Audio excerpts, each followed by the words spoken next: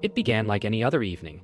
The low hum of Clara's apartment, the flicker of her TV screen, and the comforting rhythm of another true crime episode whispering through the dark. But something had shifted. What once fascinated her as a spectator now called to her on a deeper frequency. She watched the detective's calm professionalism, the victim's tragic photographs, and the quiet finality of the narrator's tone. And somewhere inside, she began to crave that kind of story, one that felt alive. The walls around her seemed closer now, the air heavier, as though the crimes she'd studied had seeped through the screen and into her space. Her notebooks filled with timelines, details, and theories. But it wasn't enough. She wanted to understand what drove people to the edge. And to do that, she'd have to step closer to it herself. This was no longer just a hobby. It was a hunger. And hunger, when left unchecked, always finds a way to feed itself. The next morning, the air felt off. Too still, too quiet. Clara sat at her kitchen counter, replaying fragments of what she'd written. Each note felt like a confession. Her mind buzzed with unanswered questions that didn't belong to her, but had somehow taken root. She could still hear the narrator's voice from last night, echoing in her head like a whisper that wouldn't fade. At first, her fascination had been about justice, the pursuit of truth. But lately, truth felt overrated. She was drawn to motive, to the darkness inside people, the fragile line that separated thought from action. The more she learned, the more that line blurred. She poured herself another cup of coffee, staring into the swirl of cream as though the answer might appear there. Something inside her had shifted, and though she didn't yet understand it, she could feel it watching her from somewhere deep within. Her coworkers noticed first. Clara had always been quiet, but lately her silence carried weight. A concentration that bordered on obsession. Lunch breaks became spent alone, earbuds in, listening to crime podcasts while others chatted about weekend plans.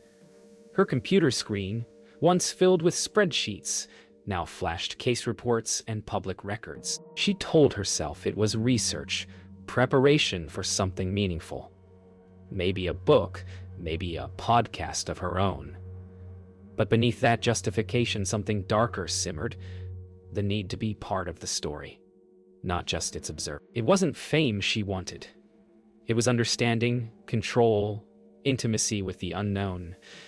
And once she felt its pull, it was impossible to turn away. That evening, she called Lena. Her voice sounded lighter than she felt. They talked about starting their own podcast, Behind the Files.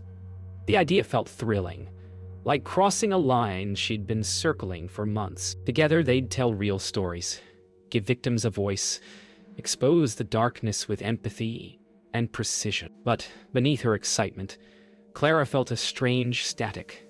As if by speaking these stories aloud, she might invite something unwanted into her life. Still, she agreed. That night she stayed awake, drafting their first episode outline, her hand trembling slightly as she wrote the title. The Woman Who Vanished After Her Own Investigation. Weeks later, their first episode aired. It was raw, but powerful.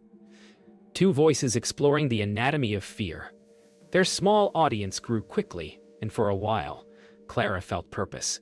Yet as the applause rose, so did her obsession. She started visiting online forums, tracing old unsolved cases late into the night, sometimes losing track of time completely. One evening, she caught her reflection in the dark window, eyes hollow, lips moving silently as if repeating words not her own.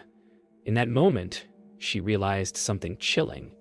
She was no longer studying other people's crimes. She was living inside one, and she didn't know whose story it was anymore. The podcast took off faster than either of them expected. Clara's measured voice and Lena's warmth balanced each other perfectly, one clinical, one empathetic. Listeners praised their chemistry, their insight, their authenticity. But behind the praise, Clara felt something deeper, the thrill of being heard, of holding power over fear itself. For the first time, her knowledge of darkness wasn't a secret shame. It was validation. Yet success has its own kind of hunger. She began pushing their content darker, choosing cases with grimmer details, lingering longer on the killers than the victims. Lena hesitated, but Clara always found the right words to pull her back in. The applause in Clara's headphones became a pulse, a steady rhythm she could no longer live without. By the third month, Clara barely slept. The stories they told haunted her, replaying in fragments every time she closed her eyes. Victims' faces merged with her own reflection, their whispered pleas seeping into her dreams. She began researching cases off-air, digging into police reports that were never meant for public eyes. When Lena asked where she found them, Clara shrugged. "They're out there if you know where to look." But her tone held something unreadable. Her notebooks grew heavier, her handwriting more erratic. She wasn't just telling stories anymore. She was building something that felt like truth, but smelled like danger. Lena noticed the change before Clara did. Episodes once scripted together now arrived pre-written, darker, more personal. Clara's focus shifted from empathy to fascination, not with victims, but perpetrators. During one recording, Lena caught her staring at the waveform on the screen, whispering a line that wasn't in the script. The air thickened, her voice low and hypnotic, as though she wasn't performing but confessing. When they finished, Lena laughed nervously and asked if she was okay. Clara smiled faintly, saying only, "You have to understand them to tell their story right." But the way she said them lingered. The more success they found, the more Clara retreated inward. She stopped attending social events, ignored calls, and filled her nights with audio, her own voice playing back through headphones on loop. Listeners began sending theories, messages claiming certain episodes felt too real, that her descriptions sounded like first-hand accounts. At first, Clara dismissed them. Then one message stopped her cold. "You sound like you were there." Her pulse quickened. She replayed her own words and, for the first time, couldn't tell if she was recalling a story or memory. Lena tried to pull her back. She suggested a break, maybe a lighter topic, a solved case, something with closure. But Clara refused. "Closure isn't real," she said quietly, staring past her friend. "It's just what we tell ourselves to feel safe." Lena watched her, realizing she was losing her, not to fame, but to the very darkness they'd sworn to understand. As Clara packed up her gear that night, her hands trembled. For a moment, she caught her reflection in the studio glass and didn't recognize the woman looking back. Something had crossed over. The storyteller was becoming the story. It started with small things. The sound of footsteps when she was alone. The flicker of a light she was sure she'd turned off. Clara brushed them aside, telling herself exhaustion could play tricks on the senses. But each night the feeling grew stronger. That someone was watching. Her podcast listeners had become voyeurs into her thoughts, and sometimes she swore she heard them whispering back through her headphones. The stories she once narrated now looped in her dreams, except she was no longer the voice telling them. She was inside them, running, hiding, screaming. She began checking the locks twice, then 3 times, then not sleeping at all. Fear had a scent now, metallic and familiar. It clung to her like perfume. Lena noticed the change in her voice first. The pauses that lingered too long. The tremor that didn't sound like acting. During one recording, Clara froze mid-sentence and stared at the wall as if she'd heard something. When the silence stretched, Lena removed her headphones and whispered her name. Clara blinked, smiled faintly, and continued where she'd left off as though nothing had happened. Afterward, she insisted she was fine. Just tired. But Lena couldn't shake the feeling that something, or someone, had joined them in that room. The nights became unbearable. Every sound felt amplified. Pipes moaning, wind against the glass, the faint hum of the refrigerator. One night, Clara heard a creak from the hallway and grabbed her phone to record. The playback was worse. Faint static, then a whisper that wasn't hers. "You shouldn't have told them." She froze. Her breath caught in her throat, pulse thundering as the whisper repeated, "Slower this time." She deleted the recording, but the sound stayed lodged in her head. From that night on, she kept the lights on, every bulb burning until dawn, as though the darkness itself had turned against her. Lena begged her to take time off, but Clara refused. She claimed the fear made her sharper, that real terror gave her words power. "You can't talk about fear," she said, "until you've lived it."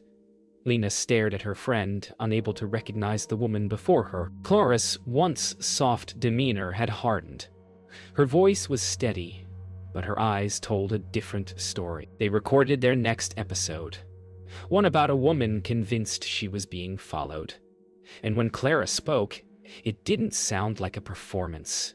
It sounded like a confession. The message arrived late one night, a voice memo from an unknown number. Clara almost ignored it until she saw the title. Behind the files, Clara Bennett. Her heart stopped. She pressed play. The voice on the recording was her own, describing her apartment layout, her routine, her fears, word for word, like an episode she'd never released. The audio ended with silence, then a breath, and then, "You're next." The phone slipped from her hand. Somewhere, between story and reality, the line had vanished, and Clara realized the case she'd been narrating all along might have been hers. Sleep had become a rumor in Clara's life. Days bled into nights and nights into something else entirely. Her sense of time drifted. She'd find herself standing in rooms she didn't remember entering, rereading notes she didn't recall writing. Her voice on old recordings sounded foreign, detached, almost mocking. She began to question which moments were real and which she had invented.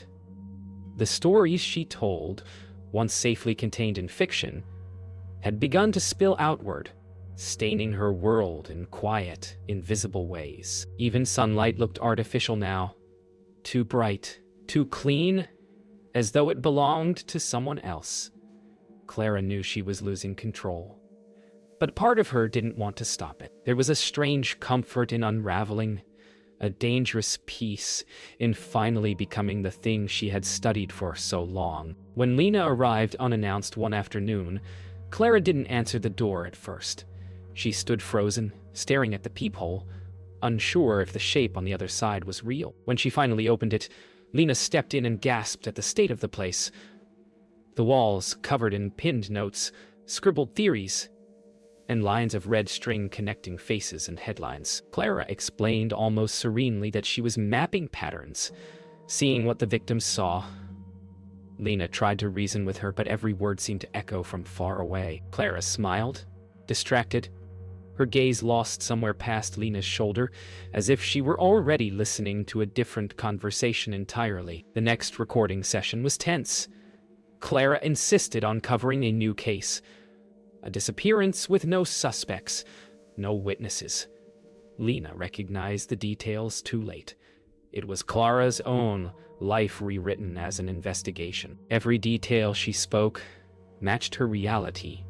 The apartment, the schedule, even the unanswered phone calls. Lena sat frozen, headset slipping off as Clara's voice drifted deeper into the script, describing her own unease in haunting precision. The room felt colder with each word. When the recording stopped, neither spoke. The silence between them was the kind that makes the world feel unsteady, like standing at the edge of a dream that's starting to fade. After that night, communication faltered. Clara stopped responding to messages, her phone ringing unanswered until it became background noise. Lena began saving every voicemail, each one shorter and more fragmented than the last. In one, Clara spoke as if she were narrating another episode, her tone detached, methodical. "Sometimes the missing don't realize they're gone," she said softly. "They just fade until no one remembers what they were chasing." Her words hung heavy in Lena's chest, both plea and prophecy. The next morning, Lena went to Clara's building. The door was ajar, the air inside heavy with silence. The living room looked untouched, yet something was wrong. Her computer still recording, the red light blinking steadily, hours past its start time. The last entry on the screen was labeled Case File 47. Clara Bennett. Lena's heart sank as she read the first line. It wasn't written as a script, but as a transcript. Every word, every breath, every moment Clara had lived over the past week. The episode was still recording, the cursor waiting patiently for a voice that would never finish its story. By the time the police arrived, the apartment felt less like a home and more like a museum of thought. Every surface told a story. Post-it notes like breadcrumbs, maps of missing persons overlapping with Clara's own notes, voice logs that ended mid-sentence. Lena stood beside the detectives, her pulse hollow, her mind refusing to accept what the evidence implied. She replayed every recent conversation, every moment she'd brushed off as exhaustion. Now in the silence of that room, it all sounded different. Obsession wasn't something Clara studied anymore. It was something that had consumed her. Detective Hale had seen dozens of cases that began like this. A pattern of obsession. A voice that grows quieter until it vanishes. But something about Clara's files unsettled him. The detail, the foresight, the way she had predicted her own absence with eerie precision. He flipped through pages, filled with times, locations, and fragments of thought that blurred the line between fact and story. Lena stood nearby, her arms crossed tightly, eyes fixed on the wall where Clara's final notes still hung. She was trying to understand them. Lena murmured, voice trembling, but maybe she got too close. Hale said nothing, but his silence spoke volumes. That night, Lena returned to the studio alone. The hum of the recording equipment greeted her like a familiar ghost. She played through old audio files, hoping for a clue. A sound, a word, anything that could explain the shift in Clara's voice. Hours passed until one file caught her attention. It was a test recording, Clara rehearsing her introduction for a new episode. Her tone was steady, confident, but beneath it was something else, a faint sound, like someone breathing behind her. Lena listened closer, isolating the track, but the more she adjusted it, the less she was certain what she was hearing. The room felt smaller, the air heavier. Somewhere between the static, Clara's voice whispered, "I finally understand them." Days turned into weeks. The investigation produced no clear answers, only more contradictions. Some neighbors recalled hearing her late at night. Others claimed she'd been gone for days before anyone noticed. Her bank account remained untouched. Her phone was never found. To Lena, none of it mattered. What haunted her was the unfinished recording labeled Case File 47. She listened to it each night, hoping for meaning, but it always ended the same way. Silence, followed by the faint click of a microphone being turned off. It was as if Clara had chosen to stop mid-breath, leaving the world suspended between truth and theory. Detective Hale filed his report a month later. The official line read, "Voluntary disappearance, ongoing." But in his private notes, he added a single line. Subject may have followed her own narrative. For Lena, closure never came. Instead, she turned Clara's final recordings into a special episode, a tribute, a warning, and a mystery that would never quite end. As her voice carried across the airwaves, recounting her friend's unraveling, listeners felt a chill that wasn't just empathy.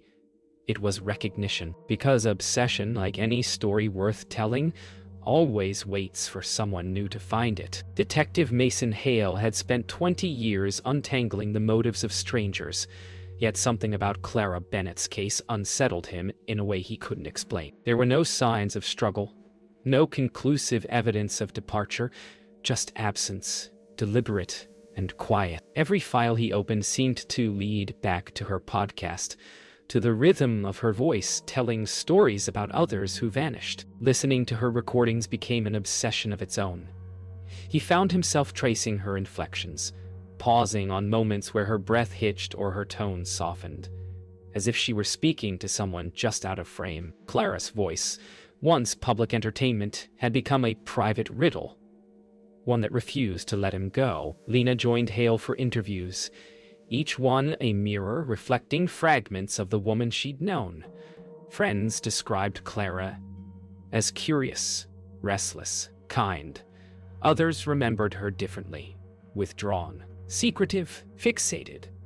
The contradictions painted a portrait of someone slipping between identities, caught between telling stories and living inside them. For Hale, every testimony added another layer of uncertainty. He began to suspect Clara hadn't vanished by accident. She'd orchestrated her disappearance as part of something larger. A narrative only she could control. But what kind of story required the author to erase herself? Hale revisited Clara's recordings, isolating ambient sounds and background noise. What he found unnerved him: faint clicks, soft static, and occasional echoes that didn't belong to the room. To anyone else, it was meaningless audio interference, but Hale heard something else. A rhythm, a pattern, almost like code. He followed it across multiple files, aligning timestamps with entries from her journal. The results were uncanny. Each pattern matched the exact time Clara's neighbors reported hearing faint voices through the walls. Coincidence, perhaps? But Hale had learned that coincidence was rarely innocent. Lena began to sense the investigation, pulling her back into Clara's orbit. The podcast inbox, long dormant, started filling again. Messages from listeners claiming they'd seen Clara, heard her voice in other recordings, even dreamt about her. At first, Lena ignored them, but curiosity won. She played one message late one night. A woman's voice repeating the phrase, "You can't stop the story now." The accent was different, the tone distorted, but something about the cadence chilled her. She recognized it. The deliberate pacing, the way the final word lingered like an echo. It sounded like Clara imitating someone else, or someone else imitating Clara. Detective Hale closed his notebook weeks later with more questions than answers. His final report read like an unsolved broadcast. Fragments of sound, incomplete thoughts, and a story without an ending. Yet he couldn't shake the feeling that Clara had intended it that way. Some cases are puzzles, others are warnings. This one felt like both. In his final note, he wrote, "The subject remains unaccounted for." But the voice continues. Lena read the report in silence. She turned off the recorder, looked around the empty studio, and whispered, "Then we'll keep listening." Months passed, and the world moved on, as it always does. Yet for Lena Morales and Detective Hale, the silence surrounding Clara Bennett was louder than ever. Each unanswered question hung like static in the air, not an ending, but an unfinished sentence. The podcast continued, though differently now. Shorter episodes, quieter tone, each one dedicated to the questions Clara left behind. Listeners still wrote in, not with theories, but with confessions, stories of their own obsessions, of nights spent staring at screens, drawn to darkness they didn't understand. Clara had become more than a missing person. She was a reflection of everyone who had ever looked too closely into the abyss and seen themselves staring back. Detective Hale often found himself revisiting the case in his mind, long after the paperwork was filed. He'd listen to Clara's voice when the precinct was quiet, not searching for clues anymore, but for understanding. There was something in her tone, especially in her later recordings, that felt less like fear and more like surrender. She had stopped running from the darkness. She'd learned to speak its language. For Hale, that was the revelation. That obsession isn't always loud or violent. Sometimes it's quiet, methodical, and patient, until it becomes indistinguishable from purpose. Lena began receiving letters from listeners who said Clara's story changed the way they saw themselves, that it reminded them obsession could masquerade as passion, and curiosity could quietly devour reason. The irony wasn't lost on her. Their audience had grown larger than ever, yet Lena's tone remained solemn, her words measured. She no longer sought answers, only understanding. In one of her final broadcasts, she said, Maybe we don't tell stories to solve them. Maybe we tell them so they don't solve us. The line went viral, but for Lena, it was simply truth.